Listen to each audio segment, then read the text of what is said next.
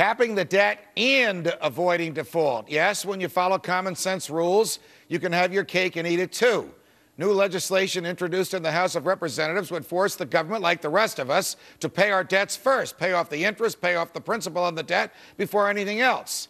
Not only would this make the Treasury pay our debt, it would also silence the doomsdayers like the Treasury's chief bureaucrat, Tim Geithner, as well. Here with us to explain the Full Faith and Credit Act is the member of Congress who introduced it, California Republican Congressman and defender of the Constitution, Tom McClintock. Congressman McClintock, it's a pleasure. Welcome here. Oh, thanks for having me, Judge. Before we get to your legislation and its brilliance and simplicity, in my own view, I want to talk big picture. As I listened to the president the other night, I thought of a couple things. I'm talking about his State of the Union. I thought, it's as if he didn't read the election returns in November, and it's as if he thinks it's 1933. He's of the view that government spending will produce prosperity rather than letting people retain and risk and invest their own wealth. What do you think? Yeah, well, you're correct. He's squandered well over $1 trillion of the nation's wealth on the proposition that if government just injects enough money into the economy, it will jumpstart consumer spending. The problem is government cannot inject a single dollar into the economy that is not first taken out of the same economy.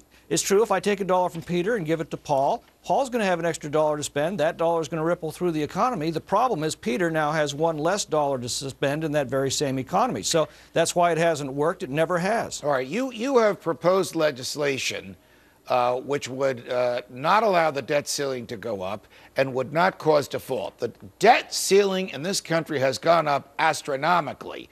$2 trillion alone in the presidency of George W. Bush over 8 years, $4 trillion alone in the first 2 years of President Obama's presidency. What would you do with the ability of the government to borrow, and what would you force the government to do with the money it receives from the tax revenue it collects? Well, it doesn't actually cap the debt limit. What it says is, as we approach the debt limit, the Secretary of the Treasury should give first priority to all the revenue that is coming in to service the national debt. Therefore, the full faith and credit of the United States won't be at risk every time we get into a debate over increasing the debt limit. Pat Toomey, the new senator from Pennsylvania, right, pushes this in the Senate, and Virginia Fox, Scott Garrett, and myself introduced it on the House side. But the big government types in both parties are saying that if we don't cap the debt limit, there'll be immediate default. You and your colleagues have proposed a way that there won't be default, and therefore we can cap the debt limit, and therefore the government cannot borrow more, and therefore the government will have to live within its means. And the way you propose it is so simple. Pay your debt service first. Or put more plainly, if you're living off your credit cards, you're damn well better pay the credit card bill first. All right, Congressman McClintock, thanks very much for joining us. Good luck with this legislation. Judge, thank you so much. My freedom fighters tackle the health care ruling and the rift in the GOP between fiscally responsible Tea Partiers and big spending establishment Republicans. That's next. But first, you can now talk back to Freedom Watch. Join in on the Freedom Watchers live chat, weekdays from 8 p.m. to 9 p.m. Eastern. Chat with other Freedom Watch fans about the topics and issues that we discuss right here on the show, during the show. Just log on at foxnews.com/freedomwatch. We're talking now. Federal Judge Roger Vinson of the U.S. District Court of Pensacola, Florida, has ruled the mandate aspect of Obamacare unconstitutional. And as a result, he's invalidated the entire law. And while this is a tremendous victory for states' rights and for fidelity to the Constitution, he did not grant an injunction to the law. He didn't say to the federal government, you may not enforce it while it works its way through the courts. So this legal battle will go forward until the Supreme Court hears it and has the final say. But does the law make sense from a financial standpoint without the individual mandate? Or would insurance companies go bankrupt if only sick people signed up for it?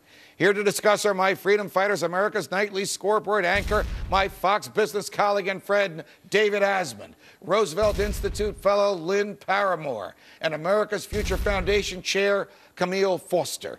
David, to you first. Can there even be mandatory health insurance if not everybody is required to buy it? In other words, wouldn't this thing collapse like a house of cards if they don't have that tremendous base? And that's why the judge said, because the individual mandate is unseverable from the act itself, the act is void. You cannot separate that mandate from the act. Otherwise, it won't work. The judge said that. I know that the ruling is only a couple of hours old, and I don't know if you had a chance to read it yet, Lynn. It's 78 pages long. But how does the pro-Obamacare community feel about this? We've had 4 federal judges rule. 2 said it's constitutional. 2 said it's unconstitutional. What does the community that wants this stuff think? Well, we think ultimately this judge is going to be in the minority and the Supreme Court is going to have to decide. But what we think is that you need a big pool of people to make insurance work. The private industry has really failed. The private market has failed. Americans pay too much for insurance. There's too much of a burden on taxpayers and businesses. And the only way it works is if everybody pays. Even if everything that Lynn said is correct, is any of this the concern of the federal government, Camille? Judge, this is obviously not constitutional. If anything comes out of this that is good, it is going to be the fact that we get to have a conversation about the Commerce Clause. We get to deal with the fact that the interpretation that we have is overly broad. If the government can mandate that we purchase insurance by virtue of the fact that we're breathing, then they can make us do absolutely anything. Without getting too into the weeds about the Commerce Clause, here's what Judge Vinson said. Can the Congress make you eat broccoli 3 times? You and I talked about this. The broccoli defense. Right. I mean, and you know, we laugh about it because some people love broccoli and some people. But it's some true. people It's the hate same. it. It's the same idea. Business. It's the same idea. If the government says we have the right, because there's such a cost to individual sickness, we have the right to mandate that everybody has to join this pool. If we do that, then why can't we say, because we know broccoli makes you feel better, it really delays any onset of sickness, you have to eat broccoli? All right, Lynn, can the government just be this big-hearted entity that is sorry for people because they get sick and don't have health insurance? Or does it have to follow the rule of law, which it took an oath to uphold, called the Constitution? Well, I think that people are going to argue that this is constitutional, that the government has a right to levy taxes, and it has a right to intervene in interstate commerce. Wait a minute, the president said this wasn't a tax. And all 4 judges That's how he said sold that. it to Even us. the 2 that found it constitutional said that this is not a tax, it's a penalty. Well, because a tax applies to everybody. This, you will pay for it whether you want it or not, only applies to those who don't go out and buy it. Well, it's not an individual mandate in the sense that you do have an option not to buy it, but you will have to pay $700 or so to the federal government if you don't. But if I decide not to pay the $700, I go to jail. That's not an option. Where do you see this ending up, Camille? Well, it's very difficult to say. Unfortunately, for opponents of Obamacare, there is still a massive uphill battle here. I think eventually, it's likely the bill will continue to stand. And we really missed an opportunity here. The Democrats did not want to have the constitutional argument, Camille. Remember when a reporter asked Mrs. Pelosi where in the Constitution this is authorized, and she replied by saying, "Are you serious?" So might this decision by Judge Vinson today and the decision by Judge Hudson a few months ago actually stimulate the what is the proper role of the Congress in our lives debate, which we didn't have last year? I hope so. I sure hope so. That would be the best thing to come out of this. All right, shifting gears, guys. The Senate GOP brouhaha, the Tea Party caucus members vowed to filibuster a raise in the debt ceiling unless they get a balanced budget amendment in the Constitution. That would require a 2/3 majority in each House and 3/4 of all state legislatures to sign off on such an amendment. The establishment Republicans in the Senate claim that's unrealistic, and they're demanding far less in terms of fiscal responsibility. So where do we go with this one, guys? Does the government have any business raising the debt ceiling and borrowing more money, Camille? Well, it's happened about a dozen times in as many years. This is where the rubber really hits the road for the Tea Party here. Are they going to be able to stand on principle and actually keep the federal government from further mangling the budget? I'm with Barack Obama, by the way. Barack Obama of 2006. Right. I think it's terribly irresponsible. If you raise the debt ceiling more, they're going to spend more. What do you think happens to Republicans, especially those Tea Party Republicans, Republicans who accept Christmas tree ornaments and do vote to raise the debt ceiling. It's going to be look what's happened to Scott Brown from Massachusetts, already voting in favor of spending, voting in favor of the financial regulation monstrosity, which just complicates our life much more than it was before. They're going to pay a price. Is it a political thing, Lynn? In other words, as David points out, Senator Obama, who believes that government spending produces wealth, an argument I think history rejects and logic rejects, but he believes that, voted against raising the debt ceiling because it was requested by a Republican president. Will Democrats who believe in big government spending vote against raising this debt ceiling this time around? Or will they vote for it just because it's a Democratic president asking for it? I think this is political theater, and I think it's Wonderland, and this is the Tea Party, economics, and we've got Pat Toomey as the Mad Hatter. None of this is reality-based. I mean, I agree with Senator Graham when he says we've got to stick to reality here. The U.S. government is not going to default on its debts. Well, who says that we have to default? What's wrong with Pat Toomey's proposal and Congressman McClintock's proposal, which we just heard about, which says pay your debts first? Right. Yeah, no, I think that's a fantastic recommendation. Unfortunately, I'm not certain that we're going to get an outcome that we like here. Republicans have a bad taste in their mouth, and the administration is already laying the land. Isn't this almost the last chance that the Republicans have to prove that they are fiscally responsible? And isn't this really the tell-all vote right here? Isn't this a line beyond which they can't cross? I agree. And a lot of people looked at John Boehner when the Tea Party movement came in the elections last November and said, unless he draws a line, as clearly as Senator McConnell has in the Senate, right. John Boehner has to draw a line similarly here in Congress. If he doesn't do it, I think he's toast in the next election. I don't think there's anything that the president could give the Republicans that would justify their voting to borrow more money. Do you? No. It's like saying to an alcoholic, I'll give you one more drink if you promise not to drink any more tomorrow. Got it. Lynn Paramore, Camille Foster, David Asman, thank you for joining us. A pleasure, guys. Thank you. Thank Up you. next, the plain truth on health care invalidation and the political turmoil going on right now in Egypt. Does the government work for us or do we work for the government? Are the Constitution's guarantees of personal freedom and federalism truly guarantees? Or can Congress and the president alter them? Tonight, health care and the Constitution, Egypt and freedom.